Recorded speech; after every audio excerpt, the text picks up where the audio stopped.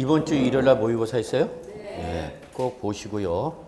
자, 모의고사 여러분이 취지를 이해하셔야 됩니다. 모의고사는 점수를 따지자는 게 아닙니다.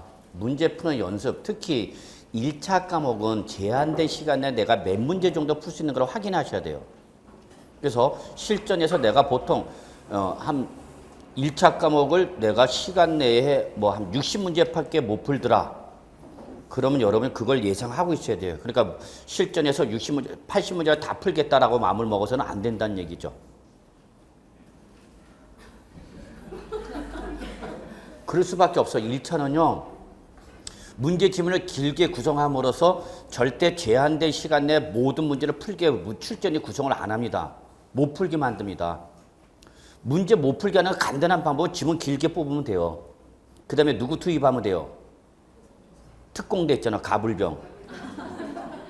가불병 좀 투입해갖고 막 복잡하게 사실관계 파악하게 하면 여러분 제한된 시간에 못 풀어. 그러니까 내가 보통 제한된 시간 내에 1차 과목 몇 문제 풀고 있구나라는 걸 여러분이 예상해갖고 실전에 들어갔을 때는 과감하게 버릴 건 버리고 맞을 건 맞겠다. 그런 전략을 취해야 되는 거야. 근데 여러분은 그런 연습을 하는 건데. 그 다음에 특히 모르는 거 틀리는 건 상관이 없어요. 왜? 그건 하면 되니까. 아직 시간이 충분하니까. 근데 문제는 뭐예요, 여러분? 알면서 틀리는 거 있죠. 그건 또 해도 또 틀릴 가능성이 높아. 그런 거 주의하라는 얘기야. 그런 연습하는 거지. 점수 모의고사 한번 보고 나면 점수 안 나오고 1차만 한다. 언제 나왔었냐고. 안 나오던 점수인데 괜히 그 점수에 민감하게 반응하세요. 물론 수험 입장에서 뭐 요 정도면 지금 이맘때면 뭐 한 몇 점 정도가 나와야 되지 않겠냐. 개뿔 같은 소리 하지 말라고. 아무 의미 없어요. 실전에서만 60점만 넣으면 되는 거예요. 그러니까 여러분 점수 신경 쓰지 마시고 문제 푸는 연습, 마킹하는 방법. 제가 한번 얘기했죠. 내가 마킹을 다 한 다음에 검증해갖고 1, 2, 3, 4, 5가 어느 정도 분산이 되어 있어야 됩니다라고 했죠. 그 다음에 특히 여러분 마킹하는 방법도 3가지. 자, 할게요. 여러분 시험에 도움이 되는. 마킹하는 방법은 3가지가 있어요. 그죠? 첫째, 문제를 다 푼 다음에 마킹한다. 둘째, 문제 풀 때마다 마킹한다. 이런 방법이 있죠. 그 다음에 일정한 문제 풀고 마킹을 한다. 이런 방법이 있어요. 그럼 여러분이 특히 1차는 시간 부족하니까 어떤 방법을 취했을 때 가장 내가 마킹 시간이 소요되는가, 그걸 찾아내야 되는 거야. 보통 고시생들이 이런 말씀 드려도 되죠? 시험과 관련돼서 얘기하는 거야. 우리 공인중개사는 절대적 평가죠. 그래서 좋아요, 우리 시험은. 근데 대부분 국가고시는 뭡니까? 상대적 평가입니다. 그렇기 때문에 내 점수는 물론이지만 남의 점수까지 신경 써야 돼. 그래서 남의 점수보다 내가 더 맞아야 되죠. 왜? 잘라버리니까. 근데 공인중개사는 절대적 평가. 그러니까 우리는 협조적 관계가 유지가 돼야 안 돼. 되지. 그러니까 언니 모르면 무조건 찍지 말고 언니한테 물어보라고. 언니 3번 뭐야? 그 물어봐서 하는데, 자, 문제는 뭐냐면 마킹할 때 실수를 하지 말아야 되죠. 내가 문제는 1번, 문제 1번은 2번, 3번은 4번 이렇게 다 표시해놨어. 이거를 내가 문제 풀 때마다 마킹할 수도 있고 문제를 다 푼 다음에 마킹할 수 있죠. 1장 1단이 있죠. 문제를 다 푼 다음에 마킹하면은 어떤 실수를 줄일 수는 있어요. 그런데 문제는 어떤 문제가 있어요? 시간이 오버되면 마킹을 못한 상태에서 뺏길 수 있는 극단적인 위험이 나오는 거야. 그러니까 이거는 공고하지 않습니다. 둘째, 문제 풀 때마다 마킹한다. 얘는 에러가 발생할 가능성이 매우 높습니다. 그죠? 왜냐면 스킵할 수가 있단 말이야. 풀다 보면 가불병정 투입하면 여러분 풀지 마, 일단은. 아, 가불병정 나왔구나. 이놈 시간 잡아먹는 놈. 그러면 일단 제껴. 그러면 나는 문제를 제꼈는데 답은 계속 1년 보러 보니까 나중에 보니까 다 풀었는데 아직도 10문제가 남아있어. 그러면 끝난 거야, 그는. 그죠? 그래서 고시생들이 가장 예를 줄이는 방법이 뭔지 아십니까?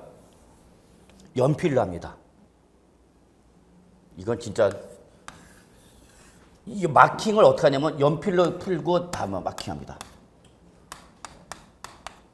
마킹합니다. 그러면 설사 내가 뭐 했어도 에러를 했어도 지워버리고 다시 표시하면 됩니다. 그리고 막판에 나와서 자 마무리하세요. 마무리해서가 준다. 5분 남았습니다. 10분 전 거의 대부분 얘기해준다 감독관이. 그러면 그때부터 마킹 들어갑니다. 마킹 들어갈 때 여러분 컴퓨터용 사인펜은 요즘은 이렇게 돼 있어요. 이해하십니까? 이거 용도 아십니까? 이거는 뭐고요? 찍기고요. 이거는 쓰기입니다. 용도가 다릅니다. 이게 신림동에서 나온 겁니다. 신림동에서 필요에서 나온 거예요. 이게. 왜냐면 이게 나오기 전에 그냥 일반 사인펜이었죠. 그러면 우리 신림동에서 애들은 공부할 때 어떻게 했냐? 컴퓨터용 사인펜 두세 개를 준비합니다. 그래서 두 개를 하나는 이렇게 갈아버립니다. 중간에. 그러면 굵직해지죠. 그러면 OMR 카드는 여러분 특성이 뭡니까? 광학력입니다. 빛으로 통과해서 오로지 이진법 5, 0, 1, 0, 1 이것만 갖고 체킹하는 겁니다. 통과, 불통과. 그렇기 때문에 통과되는 양은 검은 것만 찍어도 그냥 곧바로 되는 거예요. 우리 물론 OMR 카드 답안지 작성력에는 1, 2, 3, 4의 보기 예시 완벽하게 칠하시오. 무슨 미술 시간이냐? 이렇게 칠하면 시간 없습니다. 예, 그렇기 때문에 보통 수험생들이 우리가 어떻게 하냐? 연필을 체크합니다. 연필로. 문제 풀면서. 그래서 자 마무리하세요. 그러면은 그 다음부터는 이거 꺼냅니다. 이거서 어떻게 하냐? 인주찍듯이 찍습니다. 쭉쭉쭉쭉쭉. 그러면 80문제, 120문제, 160문제 정도가 2분도 안 걸립니다. 안 걸려요. 그리고 스킵한 문제 있죠. 그러면 딱 이제 다 표시해 놓습니다. 그러면 봐서 가장 번호가 안 나온 걸 그냥 찍어버립니다. 무조건 3번, 4번이 아니라 이상하게 2번이 없네? 3번이 없네. 그러면 없는 나머지 특정 번호를 어차피 찍는 건데 무조건 3번이 아니라 가장 출제 빈도수가 나온 보기집을 그냥 찍어버려요. 그렇게 잡니다. 그래서 일반적으로 이제 뭐 수험 번호 뭐 쓰시할 때는 뭘로 쓰고 정상적인 요걸로 쓰는 거고 그 다음에 뭐 할 때는 찍을 때는 꾹꾹 눌러주면 번져 이게 잉크가. 그래서 완벽하게 칠하지 않아도 돼요, 여러분. 그래서 이렇게 나왔어요. 그래서 나온 게 이거예요. 그래서 쓸 때는 이걸로 쓰고 찍을 때는 이걸로 누르라는 게 그러면은 120문제, 160문제 정도가 단 2, 3분도 안 걸리고 마키 그대로 끝냅니다. 진짜요, 여러분. 그래서 이게 실림도석이 나온 거예요. 그래서 여러분이 항상 제가 왜 이런 말씀 드리냐면 답안지 그리고 수정하지 마세요. 수정할 거 맞을 가능성은 거의 없다고 보시면 돼요. 명백한 실수가 아니면 고치지 말라는 얘기입니다. 왜냐면 여러분이 기억이 안 나더라도 여러분 잠재의식에 계속 쌓여 있습니다. 그래서 문제를 딱 풀어봤는데 나 이건 같아. 그래서 3번을 찍었어. 근데 내가 이걸 확신을 갖고 푼 게 아니까 자꾸 나는 불안해. 그러니까 다시 어느 정도 풀다가 다시 한번 와봅니다. 아니야 이거 한 번은. 그러면 결국 손을 댈 수밖에 없어. 그러면 그 댄 놈은 무조건 틀린다고 보셔야 돼요. 이해하시겠어요? 네, 그래서 이러면은 마킹 잘못하는 예로도 없고요. 설사 내가 3번 찍다가 2번 이런 예도 없어요. 그리고 연필로 찍은 거는 표시된 건 상관없어요, 여러분. 연필은 아무런 영향을 미치지 않기 때문에 상관없습니다. 네, 그렇기 때문에 어떤 분은 빨간 펜으로 합니다. 빨간 펜인데 그 빨간 펜은 지울 수가 없어. 그래도 가능하면 빨간 펜 쓰지 않습니다. 근데 어떤 분은 빨간 펜을 이렇게 해놓고 그러면 보기가 흉측합니다. 나중에 이의제기하거나 그럴 때 논란거리가 될 수가 있습니다. 그래서 보통 연필로 한 다음에 연필을 표시해놓고 뚝뚝뚝 찍어냅니다. 그래서 이거 일단 마킹 방법. 그래서 제가 볼 때는 연필로 해면서 여기는 다 쓸 거 미리 써놓고 수험편 이런 거 써놓고 마킹은 일단 연필로 풀면서 OMR 카드에다 마킹 해놓고 그 다음에 여러분 한번 실전 연습해봐. 그 다음에 자 5분 남았네요. 마무리하세요 라는 할 때 그때 마킹 들어가는 거죠. 그러면 한 문제라도 더 풀 수 있는 시간적 여유가 발생합니다. 보통 어느 국가 고시나 가끔가다 그 시험 끝나면 예전에 이의제기하면요. 출제원 스키 네가 와서 이 문제 풀어봐라. 그러면 네가 이걸 100분 만에 이걸 다 풀 수 있냐? 못 풀어 당연히 출제원도. 자기가 못 풀긴 했는데. 어느 국가 고시나 여러분 시간이 남는 문제는 없습니다. 1차에서 몇 프로 떨어뜨려야 돼 응시생에? 최소 70% 떨어뜨려야죠. 맞잖아. 1차 과목에서 보통 응시생의 70% 정도 떨어뜨려야 돼. 최소 뭐 60% 이상 70%. 그러니까 1차는 기초적 소양 지식을 물어본다고 했는데 실제 기초적 소양 지식을 물어보지 않죠. 떨어뜨리는 역할을 합니다. 그걸 아셔야 돼요. 특성을 아셔야죠. 그래서 하여튼 시간 날 때마다 제가 문제 푸는 요령 이런 거 답을 찾아 드릴 테니까 보기라고요. 넘어가겠습니다. 그래서 한번 5, 2번 모의고사 할 때는 여러분 마킹하는 방법은 여러분이 익숙하게 이거 연습하는 겁니다. 저희가 실제 저도 다른 고시생들 학원 가서 뭐 모의고사 보면요 다 이거 연습합니다. 그래서 몇 문제 풀지? 그래서 예를 들어서 그래도 우리 또 친절하잖아. 몇 분씩 더 줘? 과목당 10분씩 더 주나요? 40문제 풀면 50분 주잖아. 그렇죠? 우리도 그렇죠? 그래? 그래요. 그래서 일단은 뭐 좋습니다. 실전 요령 문제 푸는 방법도 여러 가지 많은데 시간 날 때마다 말씀드리기로 하고요. 20번 넘어가겠습니다. 과세표준. 치트식이죠. 우리 아까 몇 문제까지 풀었죠? 자, 저기 18번에서 여기 동그라미 한번 3번 보세요. 자, 취득식 한번 보세요. 취득식에서 우리가 자, 언제 취득한 걸로 보냐? 그러면 반드시 취득의 유형을 제시해서 국지 외수 공판장 이면 어디로 가는 거고 여러분? 사실상 잔금 지급일. 그 다음에 개정된 게 있는데 서브노트 보기 나와 있다. 서브노트 보세요. 312조.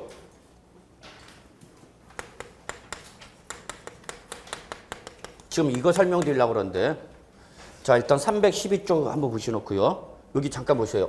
국지외수 공판장 올라가죠? 사실상. 나머지는 올라가는 거죠? 계약상. 그 다음에 무상회입수다. 상속을 받으면 올라가죠 여러분? 상속 개실이죠. 근데 증여를 받으면 올라가죠 여러분? 증여 계약 다 아시죠? 그런데 얘들의 가장 큰 문제가 있어요. 얘들의 가장 큰 문제는 뭐죠? 실제 매매 날짜와 관계없이 무조건 매매 계약서에 적힌 날에 계약서에 증여받은 걸로 보는 거죠. 근데 그 후에 뭐 할 수 있어요, 여러분? 해제될 수 있죠. 그래도 얘는 무조건 계약상에 취득한 걸로 보기 때문에 취득세를 내야 되는 문제가 발생해. 그래서 그러한 문제점을 발생하는 걸 없애버리기 위해서 자, 박스 유상취득에 유상취득 박스 바로 밑에 당구장 있죠?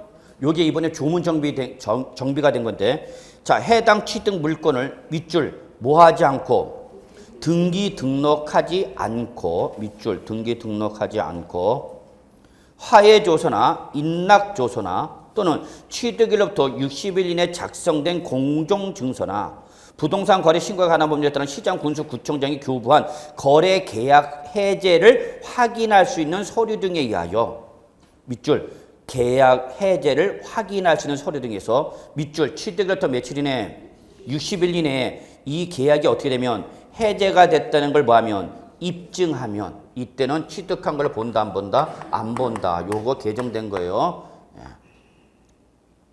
그래서 요거 신경 써주시기 바랍니다. 무슨 소리냐면 이거 여러분. 증여합시다. 그러면 증여 계약이랴. 그리고 뭘 받고 공증을 하고 그 다음에 뭐 하는 거죠 여러분? 등기를 하죠. 그럼 우리 취득세는 언제 취득한 걸 본다고 했죠 여러분? 계약일에 취득한 걸 본다고 그랬죠? 근데 중간에 이 계약을 어떻게 해버린가? 해제해버렸어. 아저씨가 이때 술 먹고 찍은 거야 도장을. 어? 그래서 그 다음날 술 깨니까 내가 어제 어떻게 됐지? 꽉 가봐. 그랬더니 어머 도장 찍겠네. 해지. 그럼 결국 증여가 일어났어요? 안 일어났어요? 안 일어났죠. 근데 우리 무조건 뭐 했어? 취득한 걸 본다고 그랬죠? 언제 취득한 걸 보니까 계약이래. 그럼 취득세를 내야 되는 문제가 발생하다는 얘기야. 또 매매 계약서에 적힌 날에 취득한 걸 보는데 이 중간에 계약이 어떻게 됐어? 해지가 돼버렸어. 그래도 우리는 계약상 잔금지를 무조건 취득한 걸 보니까 취득세를 내야 되는 문제점이 발생하죠. 그래서 이렇게 계약상 잔금 지급이나 계약일에 취득한 걸 본다 하더라도 아직 뭐가 되지 않았을 때 기본적으로 등기가 되지 않았을 때 등기가 됐으면 무조건 취득한 걸 보는 거야. 등기가 되지 않고 이것이 취득일로부터 며칠이네? 60일 이내에 취득일부터 60일 이내 이것이 계약이 어떻게 됐다라고 해제가 됐다는 걸 뭐하면 입증을 하면 취득한 걸로 보겠다 안 보겠다? 안 보겠다라는 규정입니다. 그래서 그거 한번 좀 봐주시고요. 그래서 이게 지금 조문 정비가 일어난 규정이기 때문에 제가 일부러 당구장 표시해놓고 주의하십시오라고 한 겁니다. 자, 그 다음에 우리 과세표 좀 넘어가죠. 62쪽에 문제 20번 가겠습니다.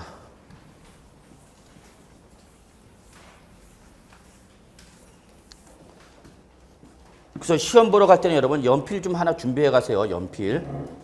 그리고 사인펜 좀 갖고 가라. 아, 이거 사인펜을 안 갖고 와갖고 거기 고사장 갖고 사인펜 한번 주세요 하고 차러 다니는 사람도 있어, 정말. 물론 비치도 돼 있을 겁니다만 좀 이런 거 여유 있게 하나 좀 한두 개 사가지. 그걸 못 사갖고 미리 고사장 갖고 사인펜 있니 없니 여분 하나만 줘. 싫어 안 줘. 달란데 이 새끼야. 그래. 거기서 취급받고 싸고 있냐 이런. 그런 사람이 붙겠어. 준비가 안 돼 있는 사람이. 그래서 좀 준비하시고 연필도 준비해야 돼. 샤프는 하지 마십시오. 샤프는 쓰지 않습니다. 샤프는 날카롭기 때문에 답안지에 기스를 낼 가능성이 있습니다. 그래서 연필 정도 하는데 이렇게 연필 좀 힘을 뭉툭하게 또 빽빽하게 깎아갖고 또 한 낱만 걸려봐. 하여튼 내가 오늘 찔러버리고 그만둘 테니까 그러지 마시고. 무슨 말인지 아시죠? 한번 연습해 보십시오. 정말입니다. 효과 있습니다. 실수 절대 안 합니다. 그 방법 사용하면. 이미 이건 다 검증되어 온 겁니다. 옛날부터. 자, 20번 갑니다. 지방세법상 취득세 과세표준에 관한 다음에 설명 중 옳은 것은 1번 취득세 과세표준 밑줄 취득 당시 가액이죠. 연부취득일 때는 연부 금액인데 여기는 뭐래서 여러분 총 연부 금액 틀렸죠. 즉 연부 취득일 때 과표는 아까 우리 했었죠. 매해 사실상 지급되는 뭐 연부 금액이다 그랬죠. 2번 주택법상 주택거래 신고지에서 주택거래 신고한 경우는 그 신고가액을 4cm 이건 이제 내년에 없어질 겁니다. 아마 조문정비 없어져 버려 폐지가 되니까. 어쨌거나 우리 뭐로 본다 여러분? 신고한 가액이죠. 그리고 2번과 4번을 비교해 주시기 바랍니다. 2번과 4번. 2번과 4번은 차이점이 있습니다. 과표를 할 때에. 4번 보죠. 부동산 거래 신고에 관한 법률에 따라서 뭐가 이루어졌다 여러분? 신고와 검증이 이루어졌다. 그때는 신고가액을 신고한 가액으로 본다. 맞아 틀려? 맞아 틀려? 신고가액을 신고한 가액으로 보는 것이 아니라 뭐로 보는가? 사실상 취득 가격으로 봐야 되는 거죠. 자, 봐 우리. 취득 당시의 가액을 결정하는 방법에는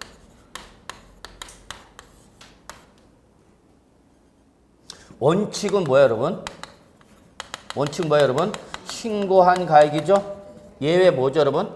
시가 표준액이죠? 특례가 뭐죠 여러분? 사실상 취득가격이죠? 사실상 취득가격.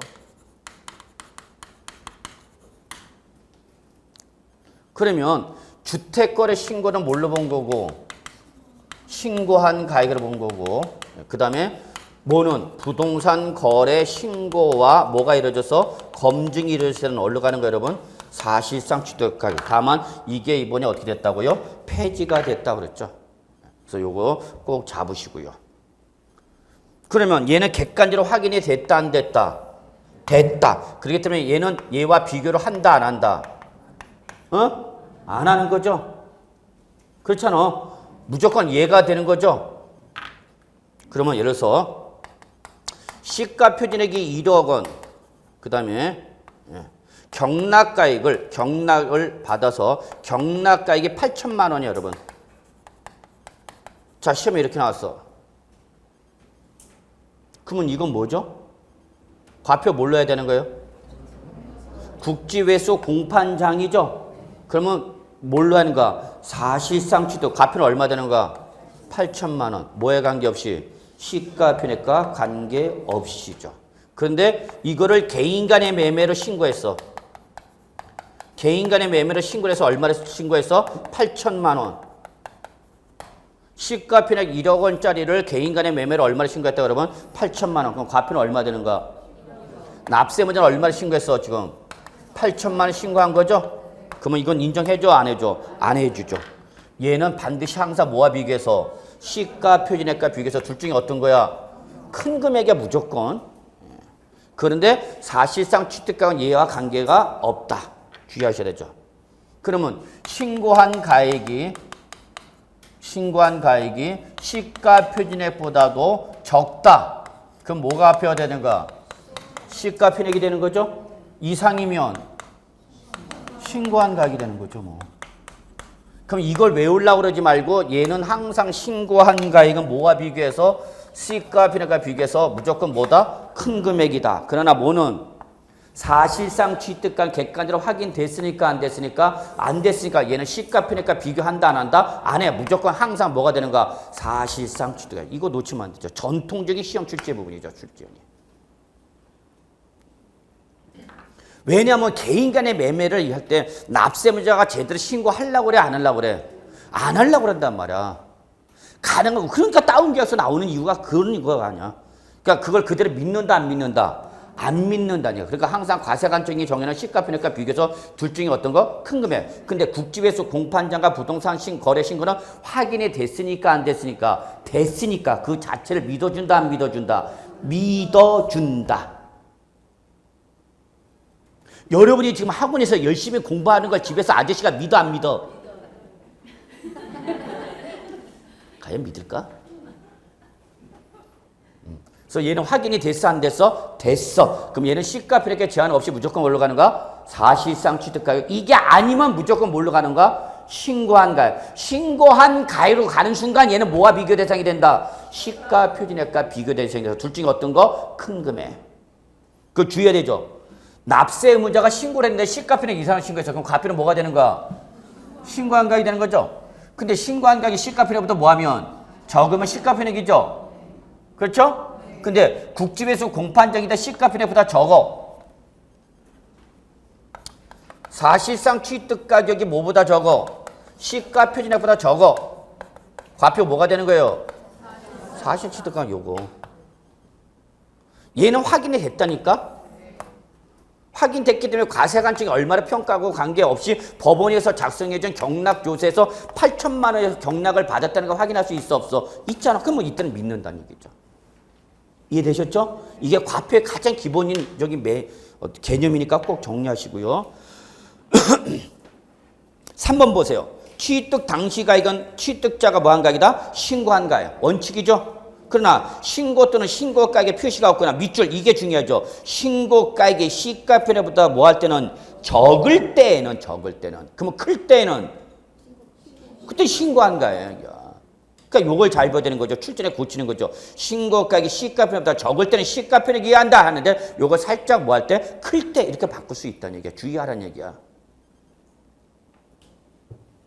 4번 부동산 거래 신고했죠? 신고한 가액이 아니라 뭐가 되는 거야? 이런 사실상 취득가액이죠. 5번 토지 지목이 사실상 변경하면서 토지 가액이 증가됐대. 그때는 지목 변경 후 토지 가액을 과표를 한다. 아니죠. 토지의 지목 변경일 때는 지목 변경 후 토지 가액에서 시가 표준액에서 뭐 지목 변경 전 가액을 빼야 되는 거죠. 다만 판결문이나 뭐에서 법인 장부에 의해 취득가격이 어떻게 되면 입증되면 그때는 시가 표준액의 차이를 구하는 것이 아니라 그 비용 자체를 한다고 그랬죠? 기억나야 되는데.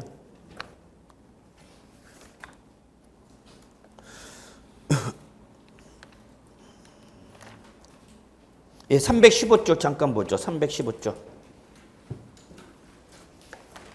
서브노트 315조. 양가를 6번 간주 취득의 과표 찾으셨습니까? 증가한 가액이죠 무조건. 이때 토지 이 지목 변경 시험에 잘 나와 얘. 간주 취득의 대표가 토지 지목 변경이야. 그 다음에 나온 게 바로 뭐야 여러분? 증축, 개축, 개수, 간주 취득. 무조건 증가한 가액이죠. 다만 건축물 면적이 증가되면 이때는 세율은 어떤 세율이야? 2.8%. 증가가 없으면 특례세율 2%. 기억나셔야 됩니다. 그래서 거기 보시면 토지 지목 변경 원칙 예외 나와 있죠. 그래서 원칙은 토지 지목이 사실상 변경된 틀 기준에서 지목 변경 후 시가 변에서 지목 변경 전 시가 변액을 뭐한 금액? 뺀 금액이죠. 그러나 예외 판결문 법인 장부에서 지목 변경에 소요된 비용이 어떻게 되면 증명되면 그때는 뭐예요 여러분? 그 비용 동그라미죠. 그 비용입니다. 시가 변액을 묻지 않습니다. 주의하시 기 바랍니다. 자 64쪽 보겠습니다. 64쪽 문제 21번. 다음에 해당하는 취득의 경우는 시가 변액에 불과하고 사실상 취득가격을 취득세 과세 표현하는 경우이다. 옳은 것은 이거 뭐 물어보고 있는 거죠 여러분? 특례죠. 특례니까 국지외수 공판장과 뭐 부동산 거래 신고죠. 1번 국가나 지방자치단체 지방자치단체 졸업들 취득했다. 맞네. 그러면 안 되죠. 왜? 무상은 제외된다 그랬죠. 즉 국지외수 공판장과 부동산 거래 신고라 하더라도 단 무슨 취득이거나 무상 취득이거나 기분 나쁜 말 무슨 말 들어가면 부당행위 계산 부인 규정이 적용되면 이때는 사실상 취득가격 적용한다 안 한다? 안 하는 거죠. 그래서 1번은 왜 못해? 무상이기 때문에. 2번 특수 관계인 간 거래로 조세 부담을 부당히 감소시킨 것으로 인정돼서 소득세법이나 법인세법에 따라 부당해산 부인 규정을 적용했다. 제외돼야 되겠죠? 자 3번 화해 포기 인락 또는 자백 간주에 의하여 확정된 판결문에 의해서 취득에 입증되는 취득. 자 판결문에서 취득에 입증되는 공판장이죠. 단 화해 포기 인락 또는 뭐는 자백 간주는 사실상 취득가를 적용하는 것에서 어떻게 하는 거죠? 제외되는 거죠. 4번 부동산 거래 신고가 관한 법률에 따라서 제출하고 거기에 대해서 뭐가 이루어졌다 그러면 검증이 이루어졌다. 그러면 얘는 뭐죠? 사실상 취득가죠. 그러나 주택거래 신고는 신고한 가액으로 간다고 했었죠. 근데 다만 폐지가 됐다고 그랬을 뿐이죠. 그러니까 주택거래 신고는 신경 쓸 필요 없다. 그 얘기죠. 자 다음 페이지로 넘어갑니다. 22번 취득세 과세에 대한 내용이다. 옳은 것은 주택거래 신고지에서 주택법에 따라서 거래가격을 뭐 했는데 신고했는데 그 신고가격이 시가 편액보다 적다. 미달하도 신고가격을 과표를 한다. 맞아 틀려? 틀렸죠. 시가 편액보다 신고한 가격이 적으니까 뭐로 받게 되는가? 신고한 가격이 아니라 시가 표준액으로 돼야 되겠죠. 요거죠 요거. 신고한 가격이 시가 편액보다 뭐하면 적으면 이땐 시가 편액이 돼야 되는 거죠. 2번 공정증서나 검인계약서 밑줄 공정증서나 검인계약서 등에 하여 사실상 취득가격이 입증되는 경우에는 사실상 취득가격을 과표를 한다. 맞아 틀려? 틀려요. 공정증서나 검인계약서는 없어요. 국지회수 공판장에 해당이 안 돼? 체킹해 두세요. 그러면 제가 굳이 공정증서나 검인계약서를 왜 끄집어냈냐? 실제 1995년 이전까지는 공정증서나 검인계약서가 있었어요. 그래서 옛날 초창기 때 문제 보면은 공정증서 검인계약서에 있었다가 1995년도 말에 폐지가 삭제가 돼버렸어요. 이 규정. 그래서 결론은 공정증서나 검인계약서는 사실상의 취득가를 적용하는 경우에 해당이 된다 안 된다? 안 됩니다. 자 3번 상속인에서 취득했다. 그때는 사실상 취득가를 과표를 한다. 사실상 취득가격이 얼마예요? 지금 상속을 받았다 그랬죠? 그럼 이때 사실상 취득가가 얼마야?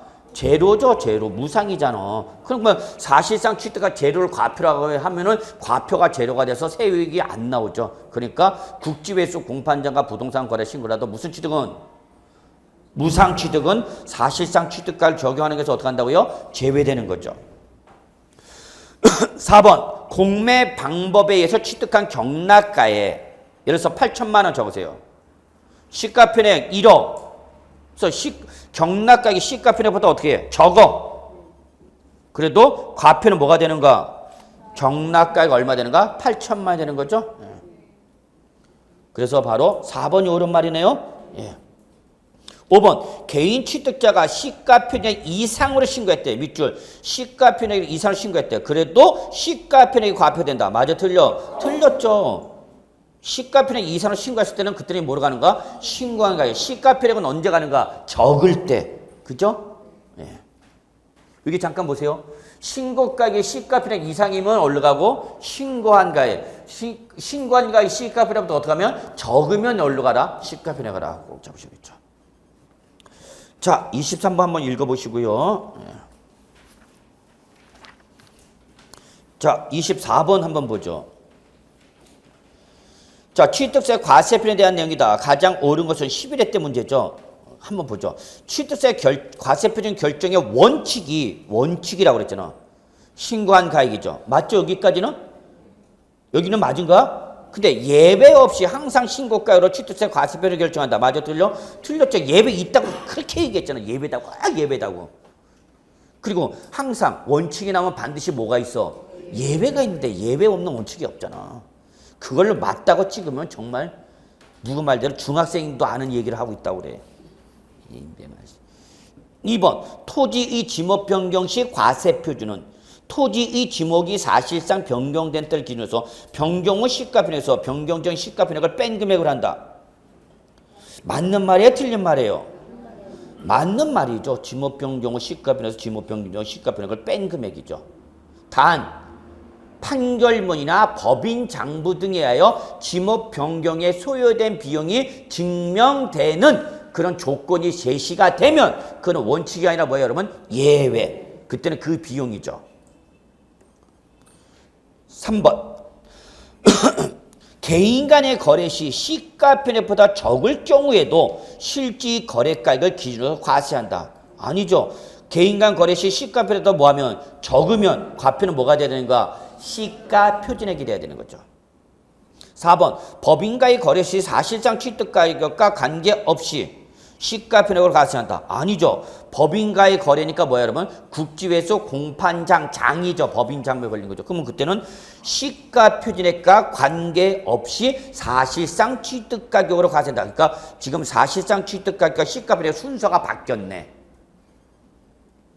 5번 건물을 증축, 개축 또는 개수, 미출 나왔다. 무슨 취득? 간주 취득. 그러니까 무슨 가액이야? 증가한 가액이죠. 근데 뭐라고 바꿨어? 전체 가액이죠.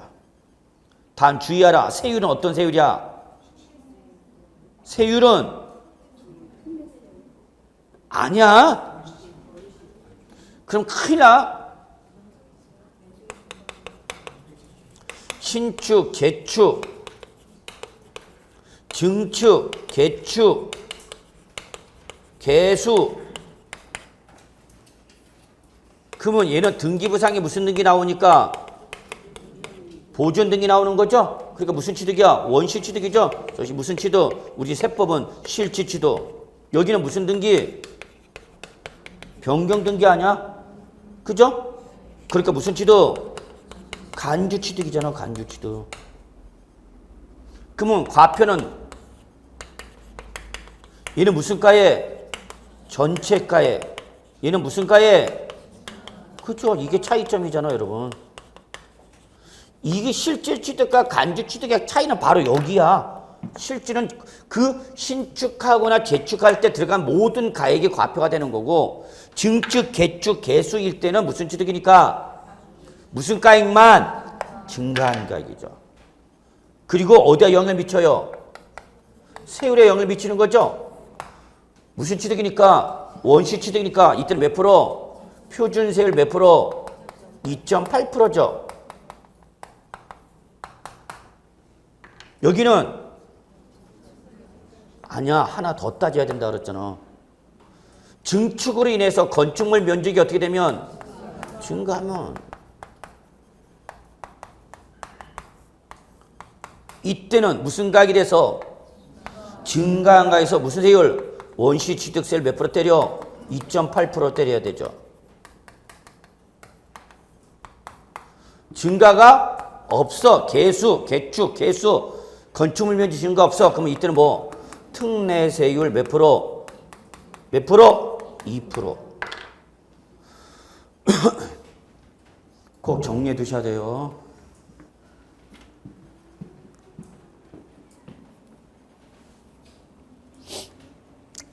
자, 26번 보겠습니다. 지방세법상 부동산 취득세 과세표준을 사실상 취득가로 하는 경우 이에 포함될 수 있는 항목을 모두 고른 것은 단 아래 항목은 밑줄 밑줄 누가? 개인. 이 말을 왜 했는지를 여러분은 생각하셔야 됩니다. 국가로부터 시가로 유상 취득하기 위하여 취득 시기 이전에 지급하였거나 지급할 걸로 가정하라.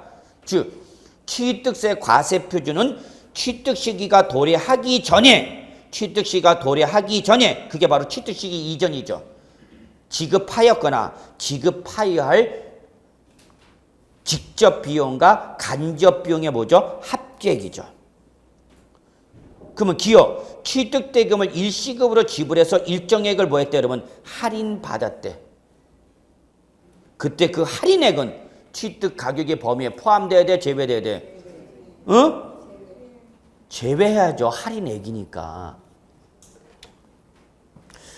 자, 할부 취득 1,000만 원, 5천만 원 총에 들어가기로 했다가 내가 이번 주 로또 당첨됐어. 허야, 일시불로 갚은 거죠.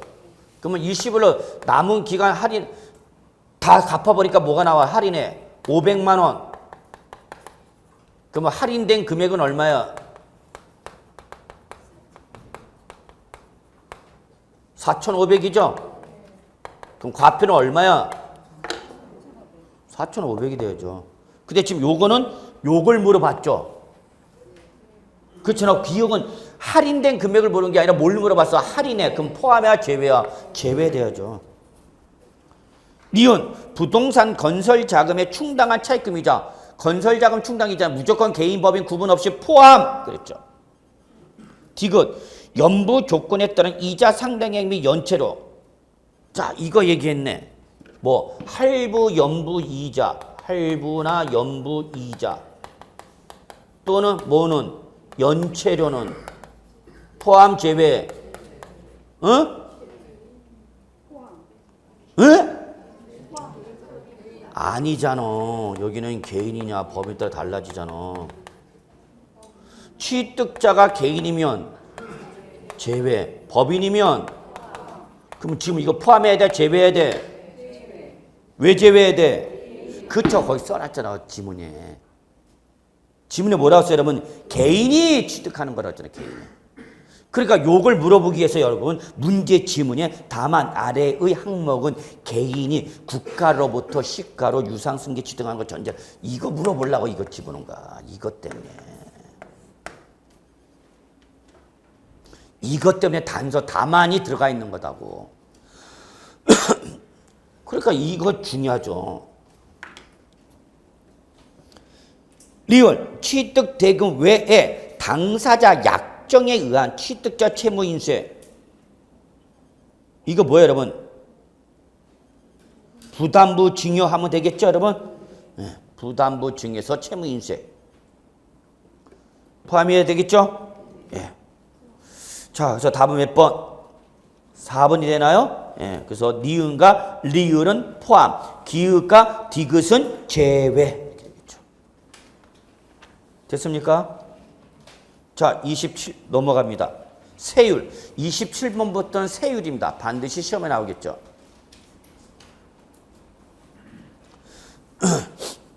자, 27번. 다음 중 부동산 취득이 유형에 따른 표준 세율로 틀린 걸 뭘 물어봤습니까? 표준 세율. 별표 3개죠?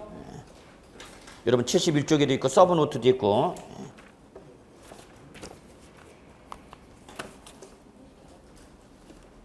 하여튼 별표 3개라니까 얼른 별표 3개 친다. 책에 그렇게 표시돼 있다. 별표. 그 별표 친 거 언제 배우냐?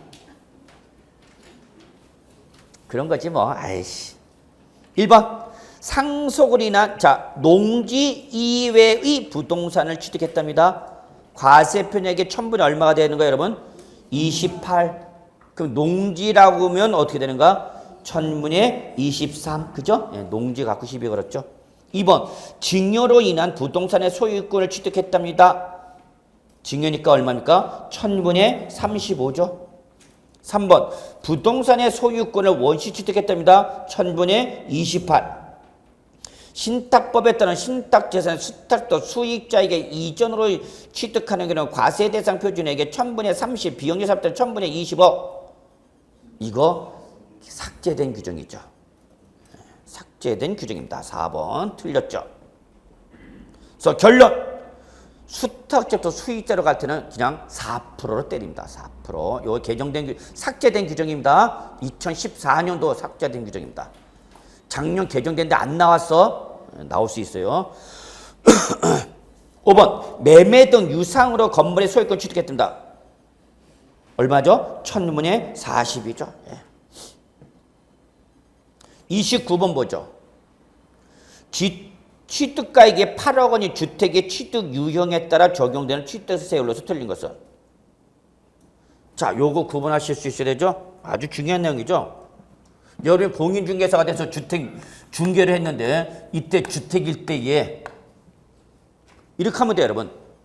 주택을 매매로 하면은 매매로 취득하면은 매매 등 유상이면 매매 등 유상일 때는 뭘 적용한다, 여러분? 주택 취득세율 적용하면 되는 거고, 매매를 제외한 취득 이외의 취득은 뭘로 가면 되는 거예요, 여러분? 표준세율로 가면 되는 거죠. 주택일 때만야 그 주택을 뭐로 하면 매매 등으로 취득하면 이때는 어디로 간다? 주택 취득세율로 간다. 매매가 아닌 원시 취득이나 무상이나 이럴 때는 어디로 간다, 여러분? 표준세율로 가는 거죠. 이때 주택 취득세는 무조건 뭐만 가지고 따져라, 여러분? 주택 취득 가액만 가지고 따지랬죠. 조건이 뭐야, 여러분? 주택 취득 가액만 가지고 따져서 6억 이하면 1%, 6억 초과 9억 원 이하면 2%, 9억을 초과하면 몇 프로? 3%. 이거죠. 그러면 보죠. 지금 제시가 된 가액이 얼마죠, 여러분? 8억이라고 했죠. 8억 원인 주택의 취득 유형에 따라서 했죠. 그럼 1번 신축이죠. 그럼 1로 가야 되는 거죠. 그렇죠? 그러니까 몇 프로가 되는 거예요, 여러분? 28. 1000분의 28, 2.8%죠. 상속을 한 1가구 1주택이랍니다. 그러면 상속을 한 1가구 1주택이니까 뭐가 적용되죠, 여러분? 상속을 한 1가구 1주택이 취득이니까 뭐예요, 여러분? 특례세율. 표준세율에서 몇 프로 빼야 되는 거야? 2% 빼야 되는 거죠. 그래서 2번이 틀렸네요. 상속인데 1가구 1주택일 때는 상속을 인한 1가구 1주택일 때는 상속을 인한 1가구 1주택일 때는 이때는 표준세율에서 몇 프로 빼라고요? 2% 뺀 특례세율로 가자는 거죠.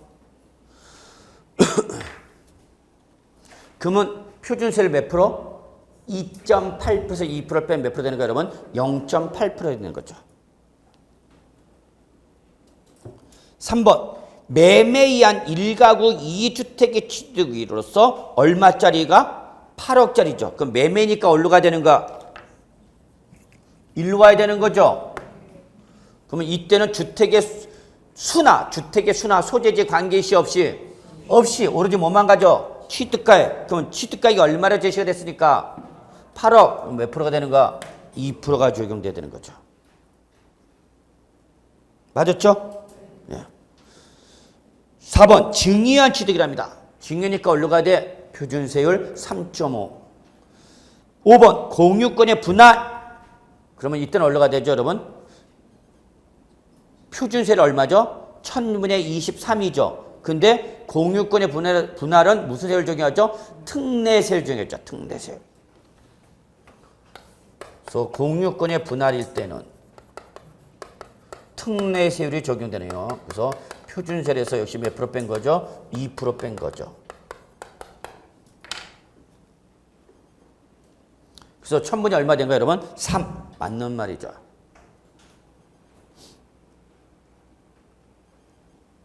잡으셔야 됩니다. 너무 중요합니다. 자, 넘어가죠.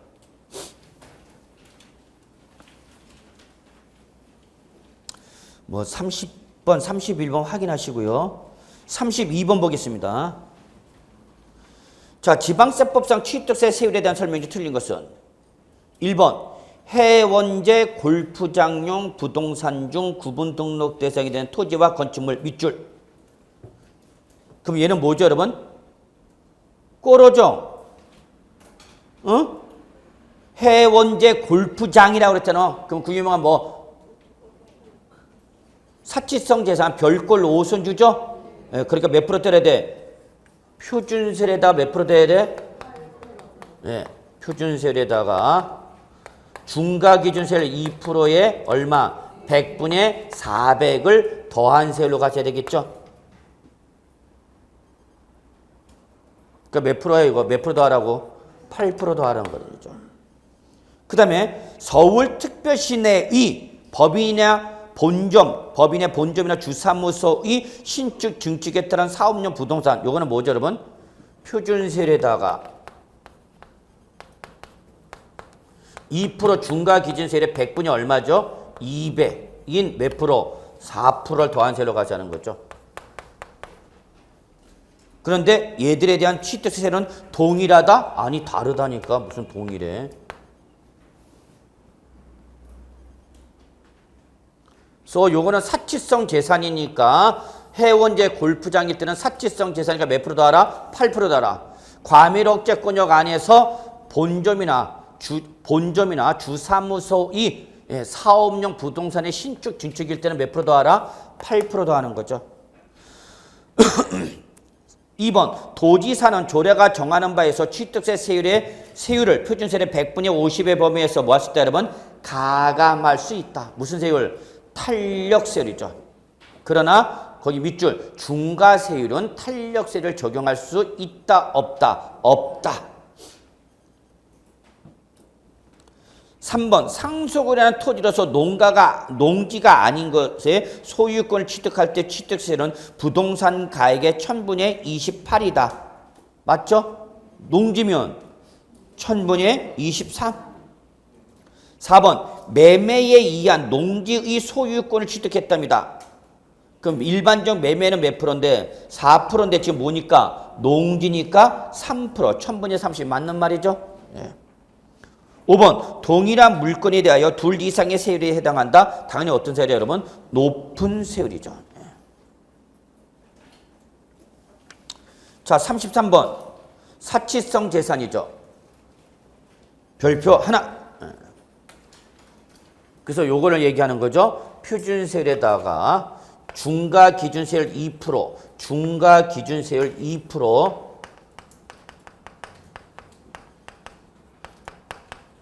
2%의 사치성이니까 몇 배? 100분의 400. 몇 프로? 8% 더하는 거죠. 자, 이러한 사치성 재산에 관한 설명을 틀린 것은 1번 주거와 주거 외 용도로 겸용할 수 있답니다. 밑줄 주거와 주거 외 용도. 근데 그게 건축된 뭐래요, 여러분? 오피스텔. 그죠? 오피스텔 밑줄. 로서 유사한 건축물로서 사업자 등록증 등에 하여 사업장으로 사용하고 있으면 확인되지 않네. 사업자로 확인이 안 된다. 그럼 뭐로 본다? 별장으로 본다. 그랬죠. 별장으로 본다. 2번 골프장이란 체육시설의 설치 및 이용에 관한 법률에 따른 밑줄 해원제 골프장이죠. 해원제의 동그라미야. 대중골프장은 중과 대상이다 아니다? 아니야. 구분 등록 대상이 되는 토지, 건축물, 그 토지상의 임목 세 가지를 말하죠. 3번 고급 선박이란 비업무용 자가용 선박으로서 시가 편액이 얼마 초과해요, 여러분? 1억 초과죠. 4번 사치성 재산인 별장, 골프장, 고급낮장, 고급선박, 고급주택이란 중과세는 신축, 등록, 제작 등의 원시 취득의 하나에 적용한다. 맞아, 틀려? 틀렸죠.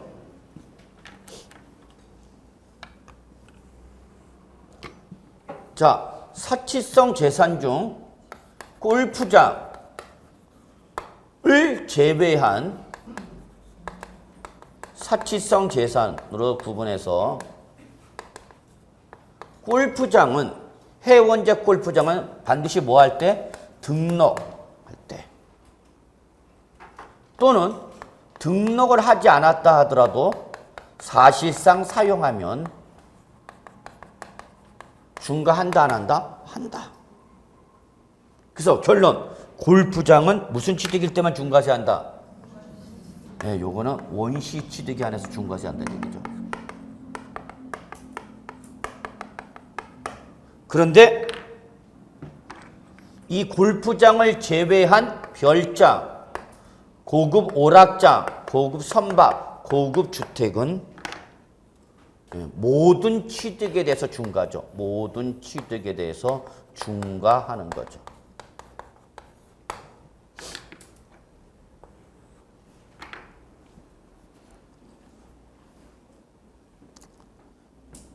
그래서 4번이 틀렸네요. 5번, 고급 오락장이나 고급 주택을 매매에 의하여 취득했더라도, 자, 취득일부터 며칠이네? 며칠이네? 30일이죠. 30일 이내. 고급 오락장이나 고급 주택이 아닌 용도로 사용해서 용도 변경 공사할 때는, 용도 변경 공사 착공할 때 중과 대상에서 어떻게 한다, 여러분? 제외한다. 놓치면 안 되죠.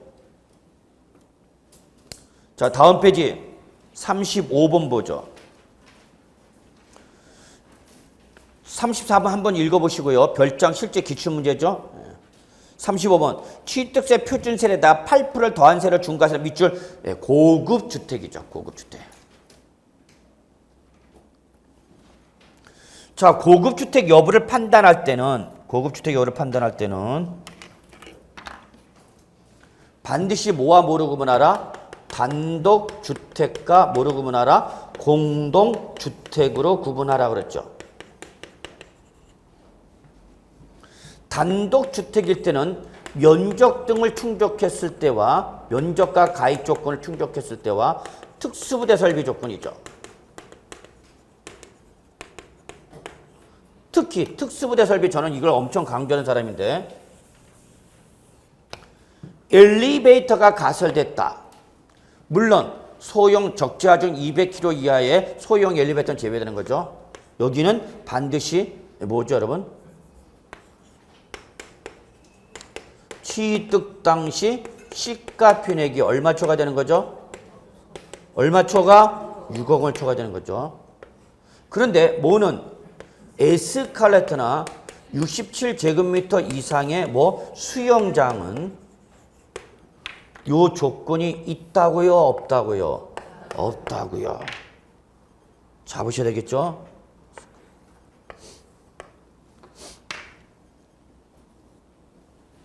그러면 1번 한국의 건물 연면적이죠. 요거네요. 건물 연면적이니까 얼마?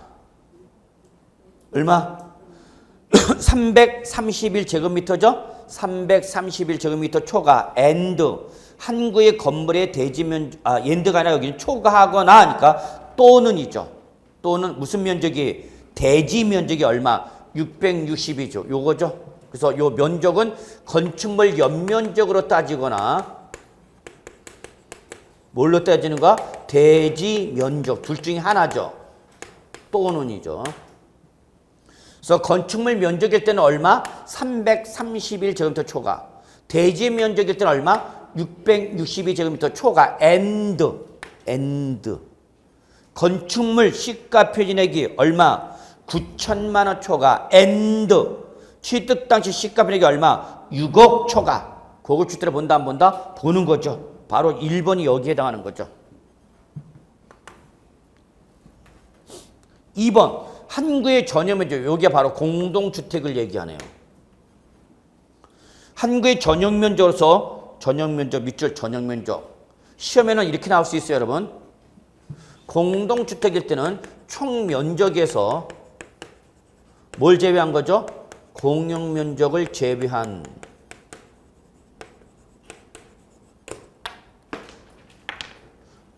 그러면 이건 뭐죠, 여러분? 전용면적을 말하는 거죠. 그래서 전용면적일 때는 단층형이냐 복층이냐를 따져야 되는 거죠.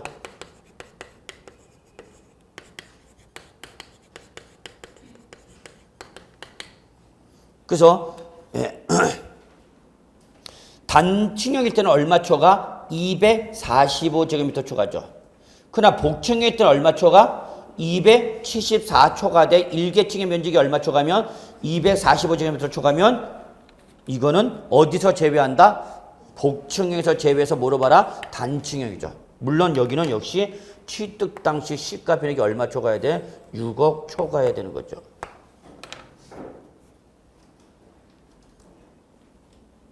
(3번) 한구의 건물에 나왔다. 드디어 한구의 건물에 뭐가 나왔어요 여러분? 엘리베이터 나왔네. 엘리베이터가 설치된 단독주택과 그 부속 토지는 취득 당시 시가 변액이 6억 원 이하인 경우에도 고급 주택을 본다. 맞아 틀려? 틀렸죠. 여기는 뭐 할 때만이야? 초과할 때만이죠. 초과할 때만. 지금 엘리베이터를 물어봤어요? 에스컬레이터를 물어봤어? 엘리베이터를 물어봤으니까 6억 초과해야 돼? 안 해야 돼? 해야죠. 그러나 뭐는? 에스컬레이터는 6억 초과를 요구한다 안 한다? 안 한다 그 얘기죠 여러분. 그 다음에 4번 공동주택에는 이거죠. 공동주택에는 여러 가구가 한 건물에 거주할 수 있도록 건축된 밑줄 다가구용 주택을 포함하랍니다. 이 경우 따질 때는 한 가구가 독립하여 거주할 수 있도록 구획된 부분을 각각 한 구의 건물로 봐라. 그러면 여기는 우리 건축법상의 이거는 건축법상의 공동주택은 물론 그 건축법상의 공동주택이 뭐예요 여러분? 아파트, 연립, 다세대는 물론이고 뭐까지 포함하라? 다가구 주택까지 포함하라. 그래서 건축법에서 뭐를 보지만 단독주택을 보지만 세법에서 이 다가구주택은 고급주택 여부를 판단할 땐 단독 요건을 가지고 따지는 것이 아니라 뭘 가지고 따져라? 공동주택 요건을 가지고 따져라 그 얘기죠. 따질 때는 가구별로. 5번 국내에 주소를 둔 자 밑줄 누구야? 거주자가 고급주택을 상속받았다 하더라도 밑줄 상속 개시일이 속한 달의 말일로부터죠. 항상 주의해야 됩니다 여러분. 상속이 나오면 출전이 장난칠 수 있는 게 뭐예요 여러분? 상속 개시일로부터 이렇게 말을 바꿔. 그럼 잡아내야 돼. 상속 개시일이 아니라 상속 개시일이 속한 달의 몇 월 이내? 말일로부터 해서 6월 이내 또는 9월 이내죠. 근데 거기는 몇 개월만 나왔어요 여러분? 6개월만 났죠. 왜 9개월 빠졌죠 여러분? 예, 국내에 주소를 둔 거주자라고 못을 바꿨기 때문에. 그러니까 여러분 주의해야 됩니다. 상속일 때는 항상 상속 개시 속한 달에 뭐가 나와야 돼 여러분? 말일이 나와야 돼. 말일. 그러니까 출전이 이렇게 빼버리는 거죠. 이렇게. 그럼 여러분 잡아내야 되는 거죠. 그죠? 36번 한번 읽어보시고요. 자, 도저히 뭐 오늘 못 끝나겠네. 그래서 오늘 여기까지 하고요. 우리 다음 주에 취득세 마무리하도록 하겠습니다. 그리고 등록면허세 핵심 이론 좀 봐주시고 오시기 바라겠습니다. 그래서 오늘은 여기까지 하고요. 다음 주에 취득세 마무리 짓고 가능하면 등록세 들어갈 테니까 등록세 핵심 이론 꼭 보고 오셔야 됩니다, 여러분. 예, 그래서 오늘 수업 여기서 마무리하도록 하겠습니다. 수고하셨습니다.